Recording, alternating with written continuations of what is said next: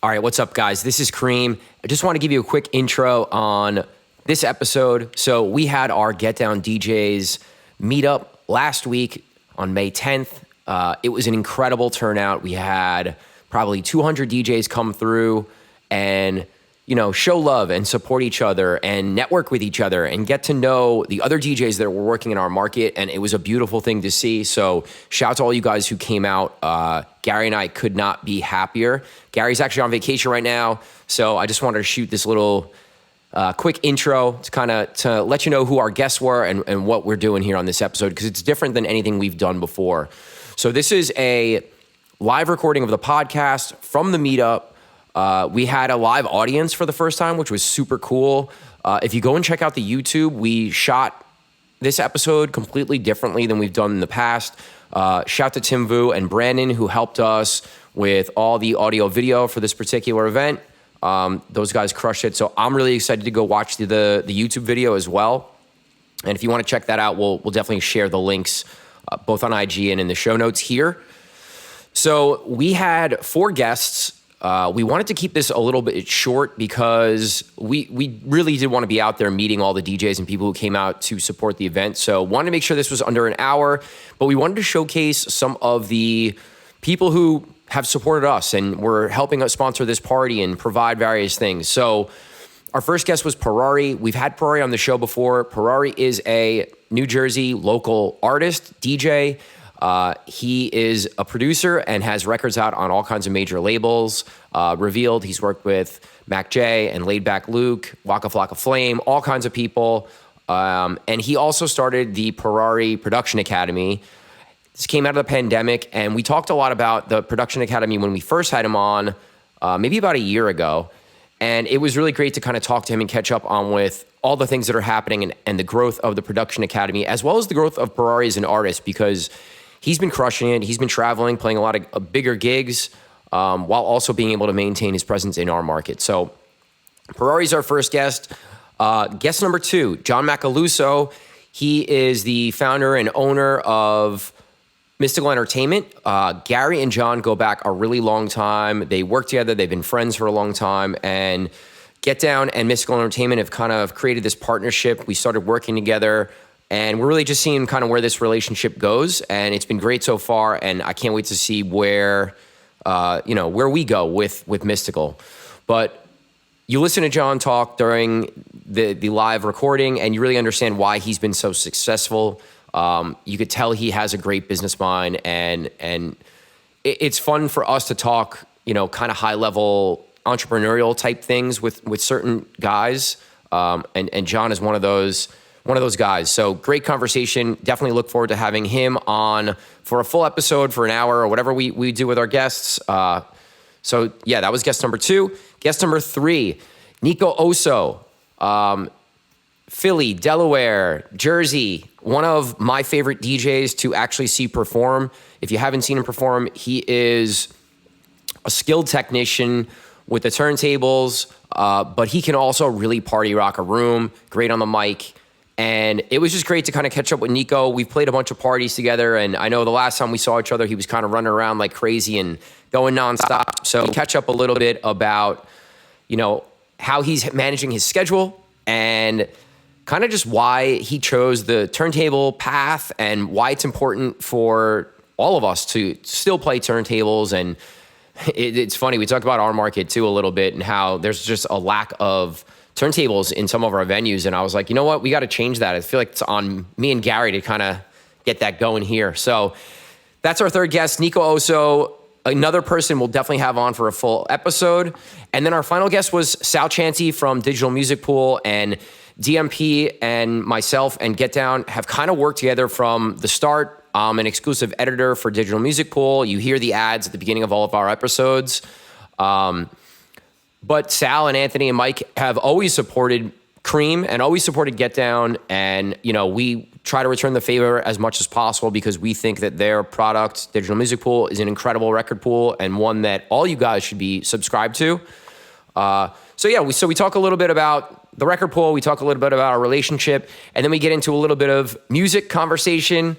Gary and I are trying to work on this And last segment, every episode now, just talking a little bit about music. So we get into some Bad Bunny stuff, some what are you listening to right now stuff. But let's get into the live episode of The Get Down. Check it out. All right, what's up, guys? Welcome to the 80th episode of The Get Down. My name is Cream. Gary W. here. How we doing, guys? This is a lot nicer than looking at Cream in my computer screen. That's for goddamn sure. I like this live element we got here. We got DJ noise, we got crowd noise. This has been a vision of mine, honestly, since we started this podcast. I consume some pretty dorky podcasts, and they do this at meetups that they do. And it took 80 episodes to get here, a pandemic, a few shutdowns, but here we are. Thank y'all for coming out. This is awesome. The podcast was always Gary's. It's always been Gary's idea, and he talked about it for a really long time. And like we actually got to start it because of the pandemic and because we had time. But it's like my favorite thing we do. So thank you for pushing us to do that because now we're here. We're 80 episodes in. So, all right. We're doing this a little different. We have 4 guests. We're gonna keep it a little short. We've had Ferrari, so welcome Ferrari. We had Ferrari on the show before. What's up? What's up? I'm happy to be back, and I just want to say, Gary, I've been telling you to get the board with the air horn and the crowd noises. You need it, but now we got a live crowd, so that's it. Kudos. Thanks for coming out, guys. This costs a little more than the board, but we'll get That's there. Right. That's we'll right. Get there. I'm not worried about it. So last time we had you on was kind of like Ferrari Production Academy had started, and you had a bunch of students, and I was kind of taking some classes with you, and I feel like you're at a whole other point right now. So how has the Academy progressed since then? Man, it's been such a journey. I mean, first of all, a lot of my guys are right here in the crowd, so thank you guys for coming to show support. That means a lot to me. But if you guys don't know about the Academy, it started as just kind of like a COVID pivot, just like you guys. I'm a working DJ as well. I'm an artist. I tour. And when COVID hit, everything kind of just stopped for me. So producing has always been something that I could always fall back on. I've always made music kind of hand in hand with DJing. And I've also always taught, but it was kind of always a side thing. So when all my gigs stopped, I started this school, and basically, it just started with 1 or 2 guys that were just fans that reached out, that always have reached out and said, hey, I want to learn how to produce. And then it grew, and then it grew, and it grew. And I think we're up to like 25 full-time students right now. We've had like over 30 releases, labels, DJ support. Angelo recently just got support at EDC, which was awesome. And yeah, man, I'm just so happy that I am paving the way the same way guys have paved the way for me almost, and kind of helping bringing their ideas to life. So it's been really, really fun. So Miami in March was an eye-opening experience for me in my relationship with you. I knew you as a DJ. I knew you through the Production Academy. We had you on the podcast, but I didn't really know you personally. So we really got to hang out a lot during Music Week. I got to see you outside of the New York, New Jersey market, which was like a completely different experience. It's you were like in your element. There's all this networking happening. There's all this teaching happening. There's all this stuff that was happening there, and you were just so energized just about what was happening down in Miami. So I saw a lot of parallels between GDU and Ferrari Production Academy. We had that little meetup at the the Mexican spot, that one afternoon. That was a lot of fun. So my question to you is, why do you think that events like Miami, events like Atlantic City, events like the Get Down Meetup, why is that so important to the growth of your students? I mean, just for multiple reasons. I mean, first of all, just being here, guys, it's all about putting yourself out here. Whether you're a DJ, you're a producer, just getting out here and showing yourself is a big part of this game. I mean, I didn't make it to where I was just by sitting home in my bedroom, in my studio, doing whatever. I was out always talking to whoever it may have been, whether it was the booking agent or the A&R from the record label, and putting myself out there. And we kind of went over that at the place in the place in Miami, because I had some of my students who had no idea what Miami was, who booked a trip last minute, and they made so much success. Like one of my students, Joyfire, came down last minute, had USBs loaded with music. I mean, you saw that. And he actually got the support from Nico and Sway, these guys on Insomniac, pretty big DJs, just by going and handing out his music. And that took a lot for him to do. But at the end of the day, look what the results were. I mean, putting yourself out there is so important, guys. Coming to stuff like this, getting involved, talking to people, getting emails, and staying active. I think that's the biggest thing about these networking events. And yeah, I mean, a lot of big parallels with Get Down, like you said. I think it's not just networking events either, though. It's like in the regular course of the month, it's like, all right, well, you're working, let's say, 4 gigs. Well, you should be out at least 4 other times that month networking in the places and with the people that you want to work with. Because, I mean, how many people ask you or I to work together, or how do we work together? And I say the same thing every time. For a long time, I didn't really know what the answer was, but to me, the answer is always, well, come out, support our team, right? Support the Get Down guys, get to know all the guys on the team or some of the guys on the team.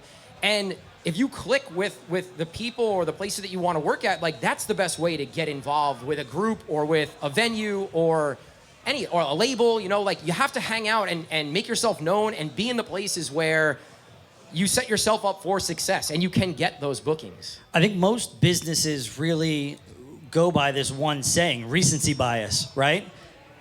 I mean, I know we do, you know, to an extent. Like, recency bias meaning you show up, you show love, you do the positive things that you're supposed to be doing, networking, and you're moving the way you're supposed to move within the industry. Well, next time there's an open gig and I can't fill it, and maybe I don't use you, so that's why you're not front of mind. Well, maybe that's like, oh, well, let's throw such and such a gig because he's a good guy. I hear he's a good DJ through the grapevine. Try him out, you know, and if he sinks, he sinks, but you got to give him the opportunity to do so. Right, yeah, and honestly, it's all about it comes back to putting yourself out there, but you want to be the top of the list. When somebody thinks about you, there's an opening gig, there's something. If you're not putting yourself out there, you're not going to be at the top of that person's mind to get that gig. So it's super, super important to, you know, be at the top of that person's mind and talk and stay in touch, you know, like, don't let it just be, you know, you guys come here and then that's it. I mean, stay in touch, follow up. I tell my students all the time, if a record label doesn't answer you, follow up. They're going to answer you, you know, putting yourself out there. Yeah, I want to agree with that wholeheartedly because I know a couple of people come up to me like, yo, Kareem, I hit you up. And I'm like, yo, I'm so sorry to hit you back, but like, next time just hit me again and I'll answer you. I think sometimes like things get crazy and someone might see your email or your text or whatever and like see it and not respond. But again, like, if you stay persistent and you're not annoying and you're putting yourself out there, like you keep saying, that person should at some point probably answer you. And if you're doing that with one person, you're going to be doing that with a bunch of people. So at some point, someone is going to answer you, right? And give you an opportunity. So absolutely. I got a quick question as far as like smaller DJ groups and then bigger like labels, right? Like, sure, messages can get lost in the shuffle with a smaller DJ group like ours because there are so many DMs and there are so many emails coming through and texts and whatnot, and you're just we're dealing with a lot of different variables throughout the week, whether it's podcast, bookings, private events, marketing, social media, whatever the hell it might be. There's 2 of us doing that. So there's a fine line of being annoying and there's a fine line of being persistent. Do you find, now you have a little more experience with bigger labels, do you find that there really isn't that fine line? Like, you can really push the envelope with the amount of times that you're reaching out? Well, there's a lot of parallels to what you guys do, right? So the bigger labels are obviously investing in all the same techniques. They're doing marketing. They're doing social media. You guys schedule DJs. They're scheduling hundreds of releases. And not only that, they're getting thousands and thousands of demos a day, right? So I always tell my guys, squeaky wheel gets the oil, right? The squeakiest wheel is going to eventually get the oil. And I had a lot of success doing that. If I wasn't the guy to keep asking and asking, if you don't ask, you're never going to get something. So you have to ask, follow up. Do it in a way where it's not annoying, but the squeaky wheel will eventually get the oil. All right, Mikey. We're keeping these quick, man. I really appreciate you jumping on. And, you know, I love what you're doing. And we talk about this all the time. But proud of you, man. Keep doing what you do. Thank you. Keep And you grinding. guys too, man. What you guys do for, you know, the DJs. I mean, unparalleled. So Plug your stuff just so everybody knows where to find you in case Yeah. you don't want them to find you. That's up to you. So me, you want to follow my DJ career, my music career, it's just at Ferrari DJ. And then the school is obviously at Ferrari Production Academy. Shoot me a DM. If you guys want to get started, let me know. I'm going to be recording the course like I told you guys. And it's going to be out for everybody soon. So Thank you, sir. thank you guys. All Round of right. applause for these guys, man. All right, make some noise for Ferrari. Let's go. Thank you, Mikey. We are in the library right now. In the library, right where we belong. All right, so who we got? We got Johnny Mac from Mystical Entertainment coming up next. Big shout to Johnny Mac. He provided the sound for tonight. They rolled in here. I didn't think Johnny Mac still touched DJ equipment rolling in. I just thought he showed up and DJ'd his events. I wish. But that's not the case. It's just not in my blood. You got to keep working. So John and I go way back. I date myself all the time on the podcast. So if you guys listen, you know exactly how old I am. John and I have been working. Well, I worked for John in 2004. I think it was 2003, 2004. I think my first gig was. This is actually a funny story. I don't know if you know this. It was a communion in a firehouse, and I had a DJ with my current girlfriend's ex-boyfriend. So it was a completely strange experience. It was Jack. It was Frankie. It was me and I had Frankie. to think about that for a second. Oh my God, Frankie. So I was dating this girl, Jackie. Her ex was Frankie. Yes. He also DJ'd. He MC'd for Johnny. And I showed up. I'm like, you gotta be fucking kidding me. Right? I didn't do it on purpose though. And it went off without a hitch. It was great. We became lifelong friends. He's obviously an awesome guy. But John taught me that I hate private events, and I'll never go back to that world again. I remember distinctly the last event that you did, and you called it quits. We were at Senzari's in Hackensack, whatever the name of that venue is. Okay. And we did a wedding, and he pops on like Jack and Diane, and it like flops. And I'm like, dude, what the fuck are you playing? And he's like, I played at the bars all the time. This is awesome. And I'm like, it's a wedding, dude. And he's like, you know what, man? I just don't think I'm made for this. Did you shut the computer, or you actually finished? No, the no, game? no. I finished. No, that. hey, we finished the gig. I mean, they weren't the coolest couple, but Well, because it was like during like DJ AM time, and like you could do like Jack and Diane into Yep. like Lil Jon into Infinity 2008, like whatever. Like you can get really like weird about things. Yep. And that's what I was getting away with in the bar scene, and I wasn't. This was before private events turned cool, if you will. yeah. Right before like. I mean, when DJ AM came about, I mean, we didn't really have YouTube, right? Like we went and saw him live, and all of us lost our minds. Right. You're talking to a guy that's doing live mashups on vinyl, and we're like, what the fuck is going on? You remember, like, we saw this guy live, and you're just like, how is this even possible? Right. And he changed the landscape of DJing as a whole. And I apparently tried to take it into private events a little too quick. Yeah, but I mean, I dig it. You know what I mean? Right. Now it's cool. Now it's Right. mainstream. Right. You know.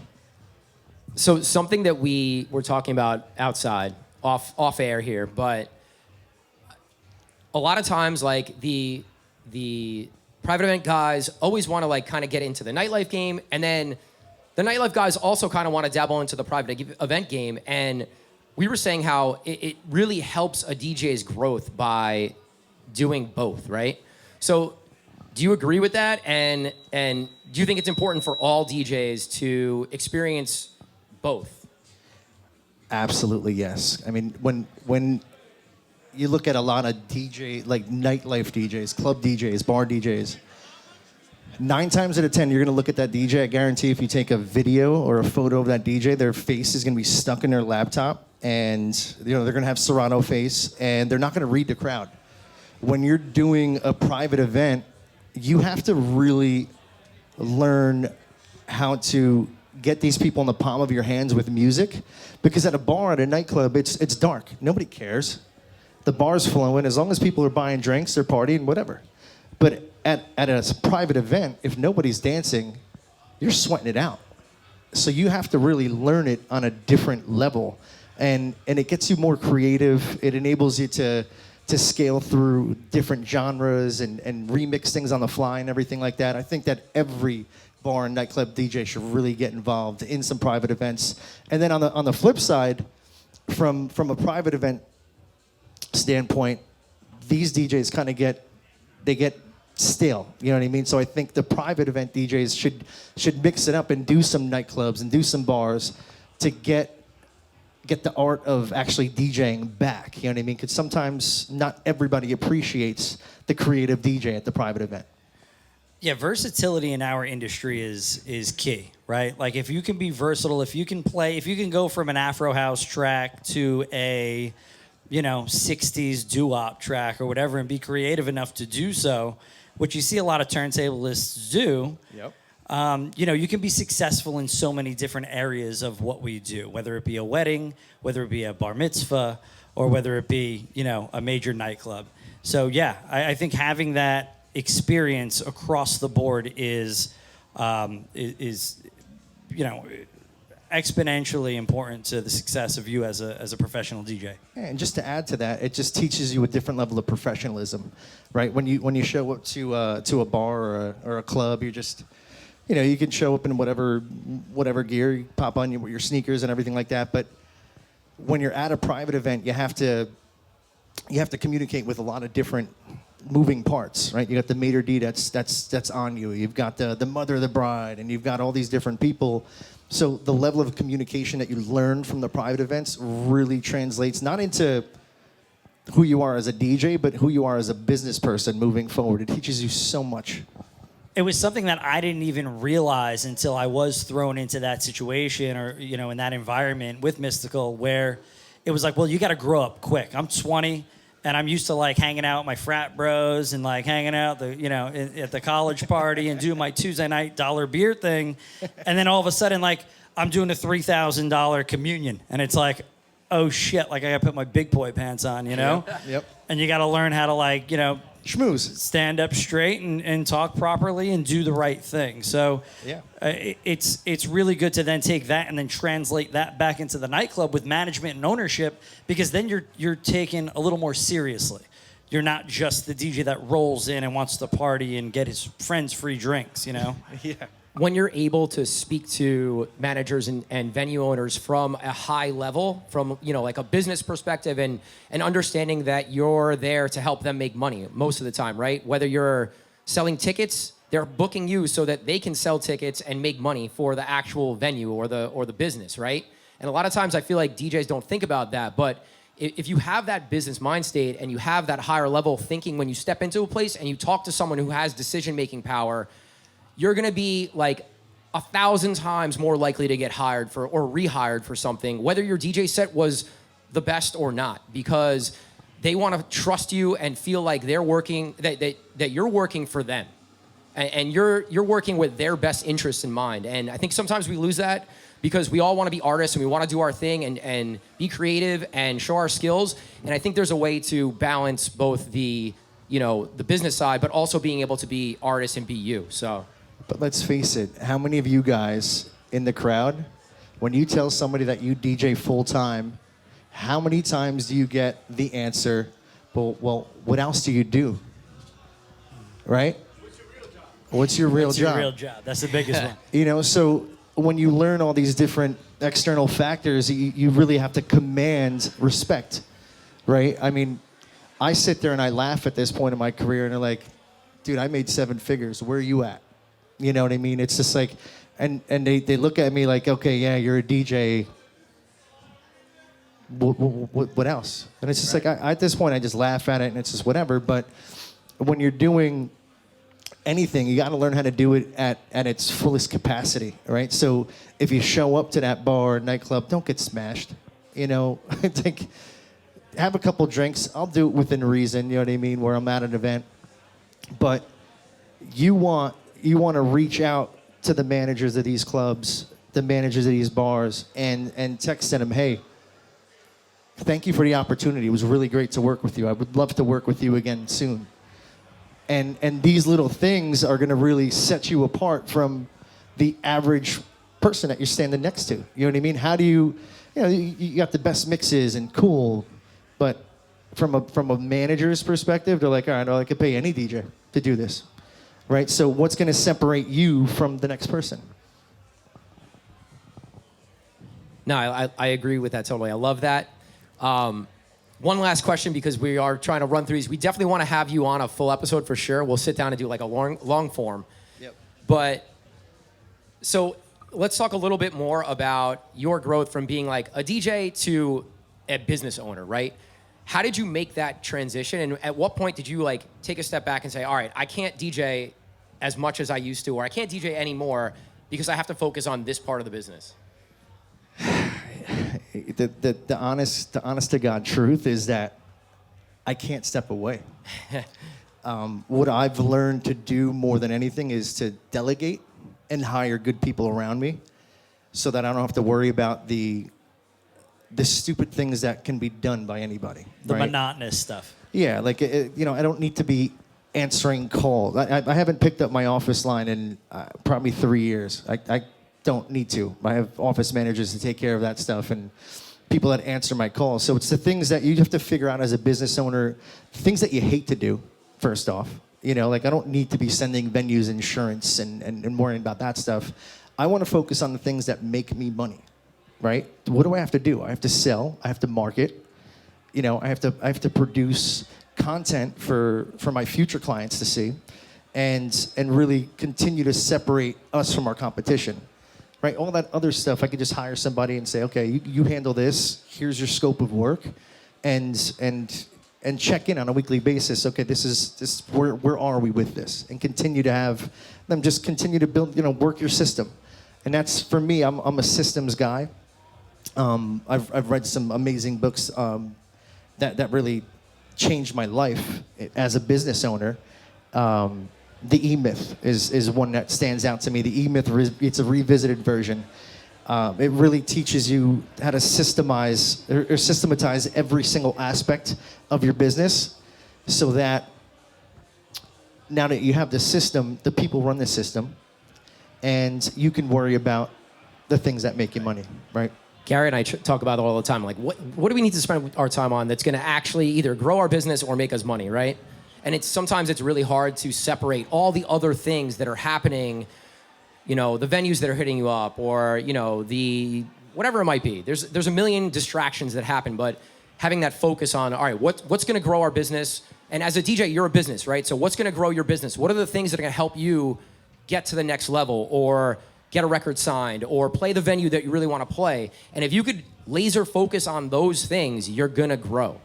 And it's hard sometimes because like the little things pop up, the DMs and the messages on social media or whatever it might be, but like that stuff is pulling you away from time in the studio or time networking or whatever your goal and passion is, right? Yep. So I think that's super important. So I'm glad you said that. We spoke about it a little bit on the last episode of the Get Down, but on a smaller level. So it was more on a DJ level, and the title of the podcast was actually called Trim the Fat. So it was just like trim the fat of trim the things that aren't serving you immediately, and really focus on those things that you can kind of grow your business in.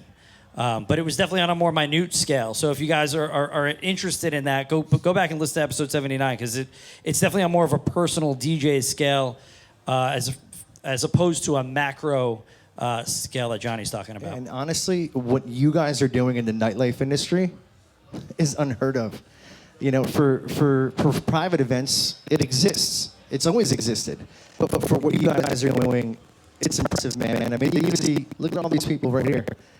All these people that want to work for Get Down. I mean, you guys are taking over. It's something that when you look at it from a manager's perspective at a bar, they feel like that they can just hire anybody, right? But how do you guys command, a higher premium and get it without a worry? What's stopping them from just hiring somebody else, right? And that comes back to that professionalism. What you guys are doing, man, it's just keep it up, man. Take over. Appreciate it, man. We appreciate it. Thank you. Thank you very much, sir. All right, let's give it up for John Macaluso, Mystical Entertainment. Thank you, man. We'll definitely 1,000% get a full episode in.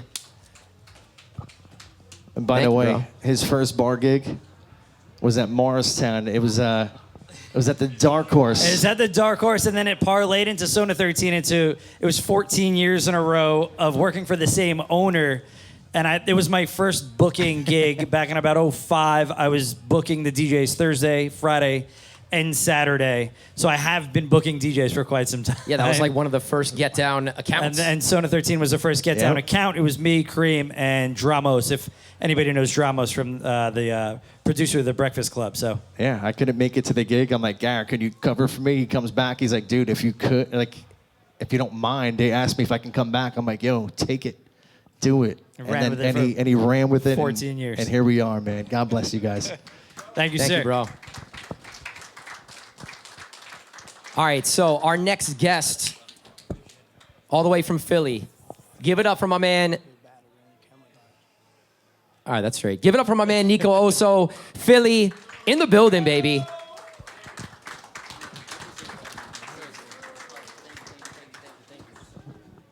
All right, so we've been trying to make a full episode happen for a little while, but we had some scheduling stuff, all good. So thank you What for up? being here and being on here. Hell yeah. Shout out to everybody that came out for Get Down DJs, man. Can y'all give it up one time? Like, this is culture right here. This is culture right here. Very important moment. You've been coming to these for a while. Yeah, man. I'm addicted. Like before I love we it. I ever love it. became friends or knew each other Yeah, or worked absolutely. together or any of that. So why did you want to be here? Why did you show up? You provide the opportunity to learn. Like, every time I've been here, I meet new people, meet new faces, shake new hands, learn new things, get to see all the Get Down DJs rock. I'm taking notes. Don't tell Shazam I'm over here. Like, everyone's fired. What else? Just connecting with you guys, man. I really appreciate it. And here's the thing, too. It's not often that you see other DJs in other markets embrace people like these guys do right here. Like, this doesn't happen in Philly or anywhere else, so it is super important every time to come back and show love and participate, man. Seriously. It's kind of interesting that you say that you come here and you learn things, and I feel like every time I watch you on social media, I'm learning something because you're like Mr. Personality out there. Where like on social, like Oh, I'm man. more like I'm the behind the scenes guy for Get Down, right? Like I'm not the face. So when I see you get out there and you're doing your thing, and there's just like all this really great content where you're Yeah. really selling the Nico Oso brand, and then Absolutely. not only that, and then like you back it up with the skills and the content to showcase the skills. Yeah. Is a really nice way that you balance your marketing. Yeah. Did you pick that up from somebody? Where'd you get that? I mean, a couple things. So I'm 24. I started DJing when I was 12, and I was 6th grade in Delaware. I know you called me the Prince of Philly, whatever. Guess what, guys? I'm from Delaware. I'm not even from Philadelphia. Okay? Is that okay if I say that? You could still rep it. Is You that could cool? still That's rep cool, it, right? No, I'm repping it. So, keeping it real. We're keeping it real today. We're getting uncomfortable. Listen, everything that you may see on my social media, all this stuff, it's your brand perception. The only difference between me, you, us, all of us here, is our dedication and our execution. That is the only difference. Those two things. And luckily, I started when I was young on turntables and have kept going. And now I have this skill that when I can get on camera, I feel comfortable enough, expressing myself and doing my thing. At the end of the day, it's art, but the real art is how well you can build your brand and market yourself. And I've learned that in the past 2 years. If you compare my past 2 years to my past 10, it's all come recently. It's all come recently. And I appreciate you guys taking time to look at that like that. You don't know what's gonna hit, what's not gonna hit. I have no idea what content piece is gonna take you over that edge and get you to this amount of followers or this amount of whatever. But at the end of the day, these numbers on our social media is our perception, and that's how we make money and are able to do this for a living, play music for a living. So, yeah, man. I'll say this though. I love you. It doesn't matter. It doesn't matter what your numbers are. If anybody comes out and watches you play and listens to you play, Yeah. you back it up. And so that's the cherry that's the on most top. important thing, Yeah, right? absolutely. You can have 1 million followers. You can have all the clout in the world. Yeah. If people come out to see you and you don't live up to expectations or you don't deliver a quality product, Yeah, absolutely. it doesn't matter. Also, like being like unapologetically yourself. Like you'll look at my content and be like, damn, I gotta do this, I gotta do that. Or you'll look at this person, Paulie D, whoever we want to look at, and just say, wow, like you compare yourself to them. When like honestly, what people want is for you to be like authentically you. And like that's what gets you booked. And staying consistent on that and showing people like, hey, I'm here. This is what it is. Like just being unapologetic about it, you know? So yeah. So you brought up turntablism, Yes. and something that we miss here in this market, I think, is turntable DJs. We have no turntables in any of the clubs that I play in anymore. What is going on? It's Where are we whack. at? It sucks. No. We're actually in the right city for it, but Yeah. not in the major spots in Jersey City. I feel like Jersey City. I grew up here, went to high school here. Feel like turntablism was always a thing here, Yes. but More recently, I'm talking about. as it has become more commercial, I don't know, as it's become more mainstream over here to come over here and party over here in Jersey City, it's kind of gone away from that. It's become the standard top 40. What our market is known for. Yes. Right. I look at content from Philly because that's the only way I can consume what goes on there. Because either we're working on the weekend or I live down in Orlando, Florida, so I'm not getting down to Philly. But like that is a forefront of what your market is. It's turntables. Yeah. So I think like I don't know. To be honest, a lot of the clubs in Philly use CDJs. People pull out their controllers. Like I just think the turntablism adds a little bit of like you see something physically spinning and whatever. At the end of the day, it's all about how you can like manipulate that music and like relate to your crowd. You know. What I want to pick apart is why aren't there turntables up here? Like what is it gonna take? We had them in a bunch of places. My Thursday residency, I only used turntables for like 5 years, and then they just died, and that was it. Let me tell you a little something about those turntables. We looked up the serial number. They were from 1981. So the responsivity wasn't the best. No, one if of you them was know. literally the first year that It's like the first edition techniques. were Oh, they made. went and got them like off the truck. Nice. They were. No, you know what it is? We've really, a lot of the venues that we work with, we've just had the place buy equipment. Like we don't bring equipment anywhere. We try to make Word. that a priority for all the venues we work with, and generally they don't want to buy turntables, right? They don't want to spend the money. But They're heavy as yeah, I hell, mean, listen, man. like I'm could not we gonna just lie. break them out of I could break them out of my room heavy. and bring them. They're but heavy, We just man. haven't because I get lazy. With the introduction of controllers, how inexpensive they are as compared to getting, let's say, a whole CDJ setup, or even getting a whole Technics 12 setup with, like a Nexus 2 or whatever it might be. That's kind of where managers and owners' heads are at, right? What's my bottom dollar?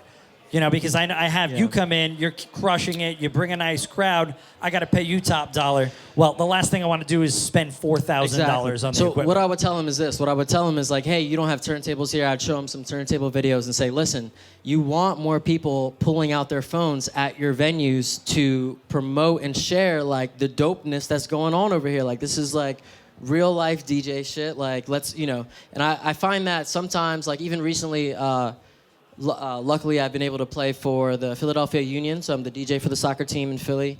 And then the Sixers are in the playoffs right now, so luckily I've been able to play a few games with them at the stadium. And I find that once people see the turntables, it's like a whole other level of interaction. And then you add like mic work or like turntablism tricks, and it really like I don't know. I see the value. Yeah, they're a little heavy. I got to bring a cart and like whatever, but. At the same time, like it's all about, like you guys said earlier, making yourselves different. And like they walk around the stadium, controller. All right, that dude's pressing buttons. This guy, like, shit is turning. Like, let's go look at him, Pull their phones out, and then boom, there's your marketing, So you're saying we need to set up the turntables for I'm Birch saying, for when July? is the next get down link up with turntables on? Anybody DJ here in turntables? We got turntablists in the building. You scratched a little bit, cut up. What's up? What we talking about? I was just talking to somebody outside, and I said next time we're going to do a CDJ setup, and then we're going to do a turntable setup. Turntable setup, man. Because why not? It's almost like fun fact. Like I'm 100% Puerto Rican, but I actually speak like little Spanish, right? So everyone's like, oh, you're Puerto Rican, you don't speak Spanish, like you're fake Rican. I'm like, thanks.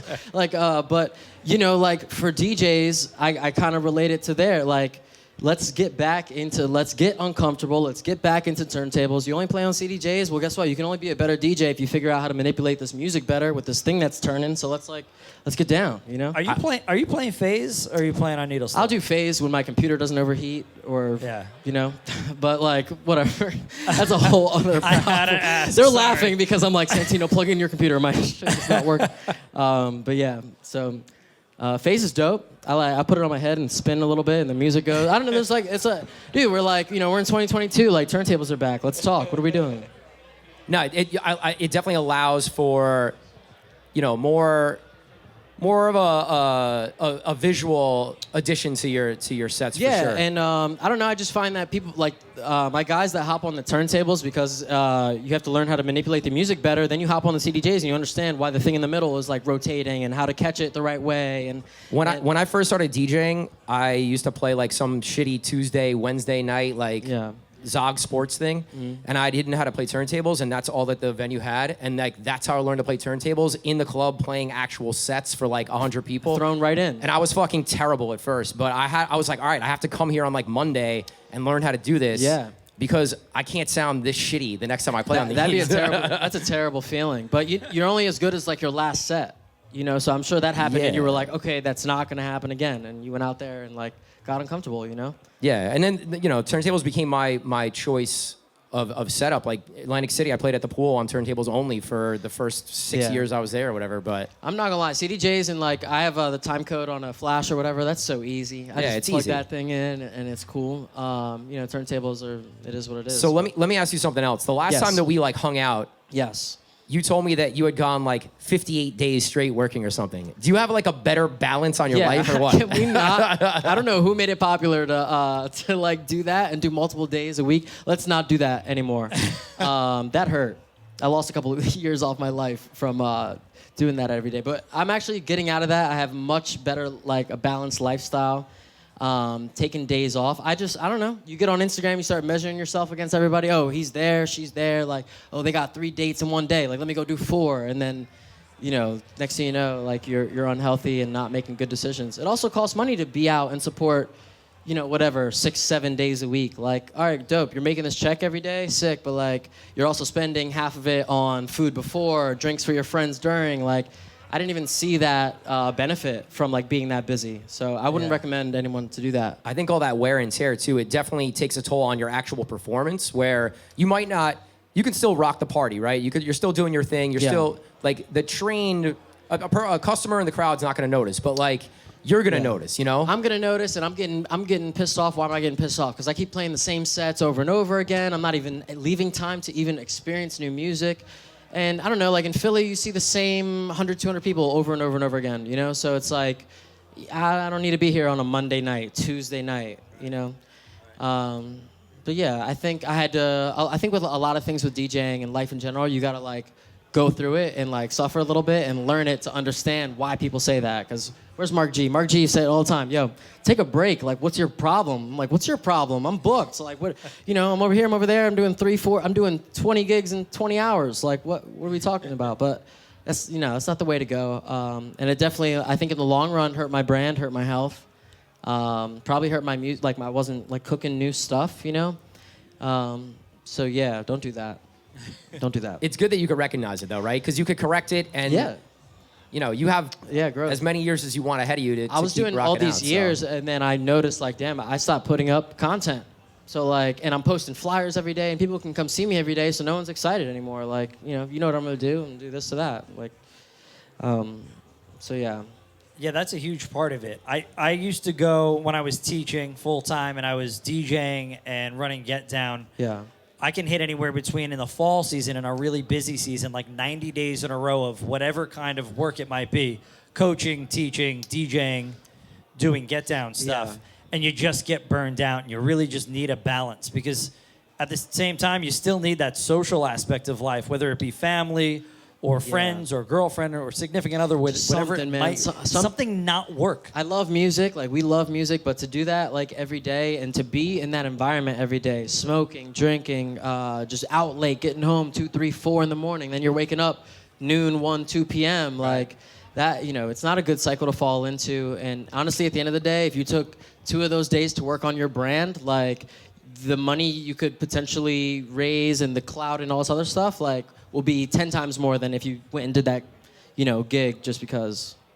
Yeah, that goes back to what we were just talking about with Johnny. Like, just trim the fat. Like, trim those gigs that aren't really great for your brand. Yeah. And focus that time for those gigs on something else. Yeah, and getting the most out of your thing. Like, do I go to a club and DJ for these 200 people, or do I take a night off and make an original music or some edits like ATK and then blow the F up on SoundCloud? And now I'm touching 20,000 people instead of 200 people, just because I took that day off. No, it's just thinking big picture, not short term, right? Big picture. Are we talking 1 year, 5 years, a week? How big is big picture? No, I mean, thinking that way and thinking about your music and thinking about ways to touch these different audiences is thinking big picture. Yeah, absolutely. I think your goal should be like to accept opportunities that are going to expose you to the most amount of eyes possible.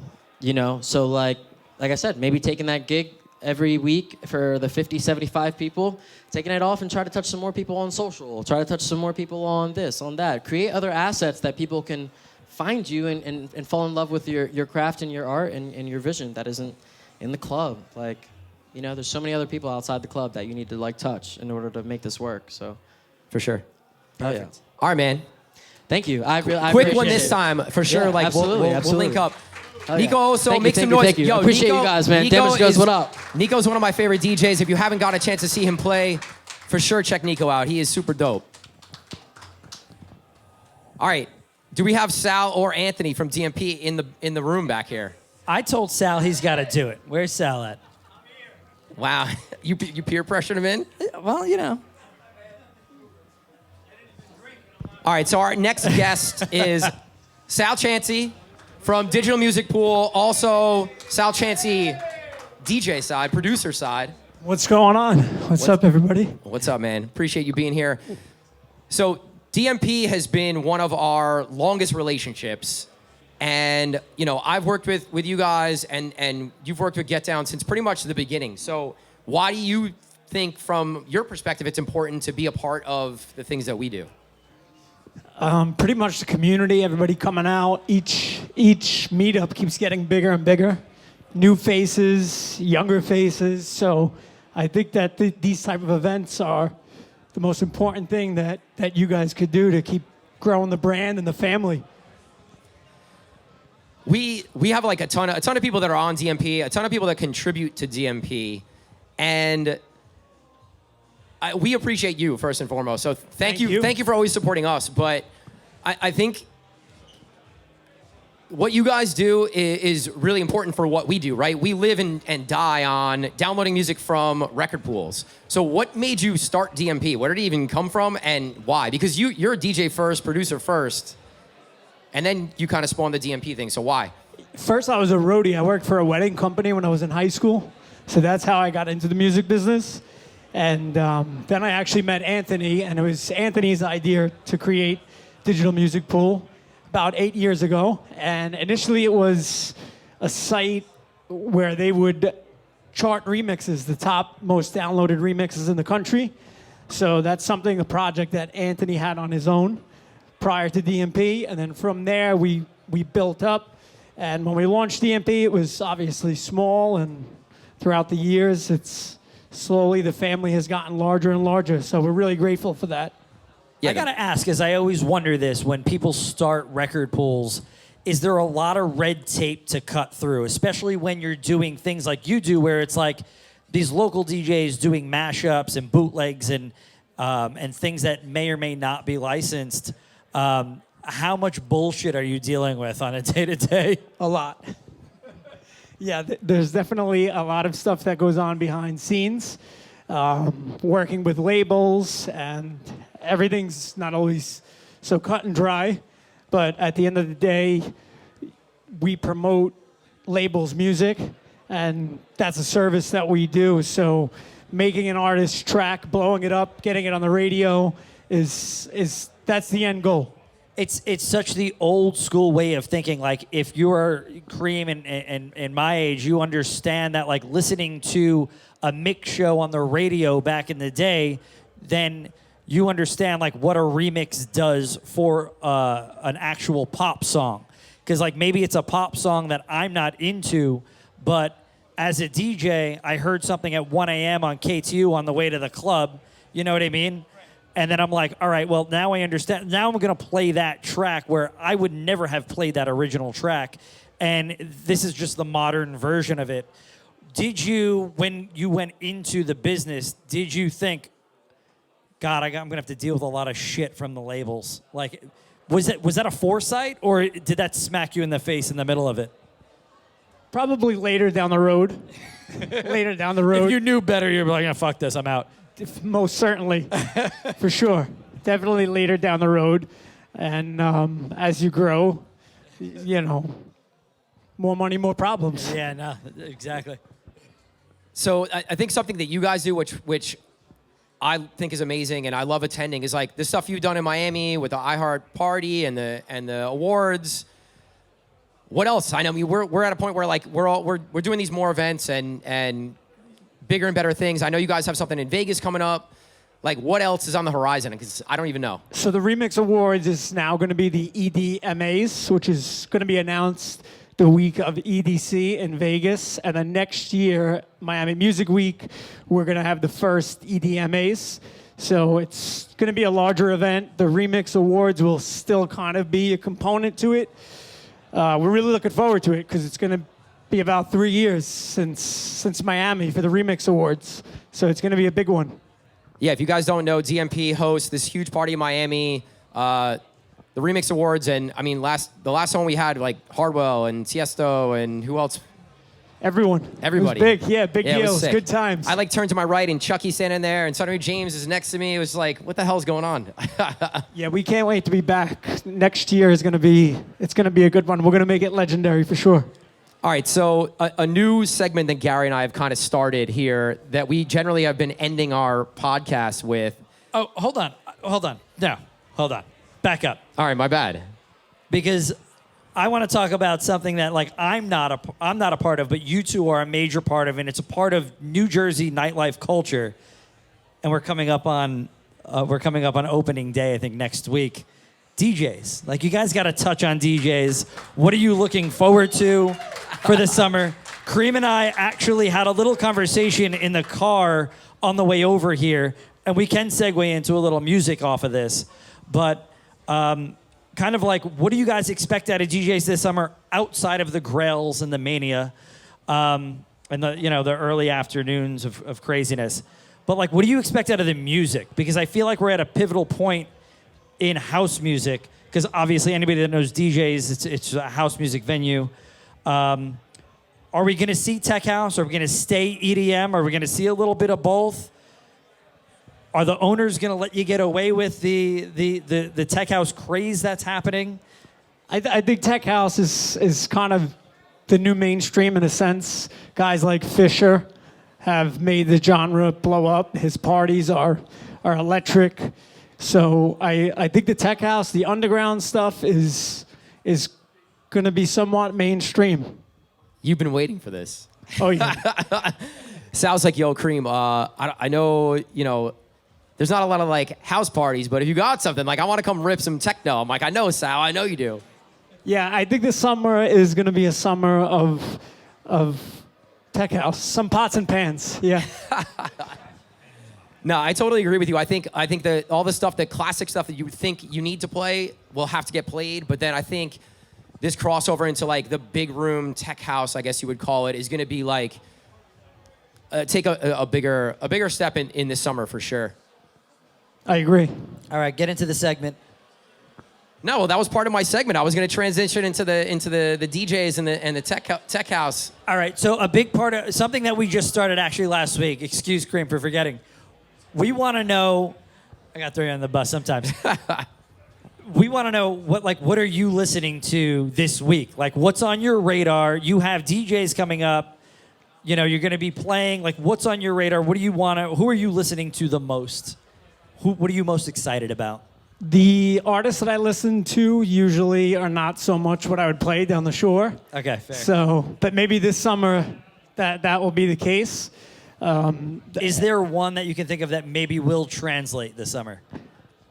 I think John Summit is another guy like Fisher. He's making everybody go underground and appreciating house music. So I think he's I think John pivotal. Summit's a good one for sure. Yeah, I mean, he's been selling out on shows anywhere around here for sure. He's got one of the biggest records out. So yeah, definitely. I got nothing, Gar. You got nothing. No, I wasn't prepared for this segment. Oh, I'm sorry. What are you listening to?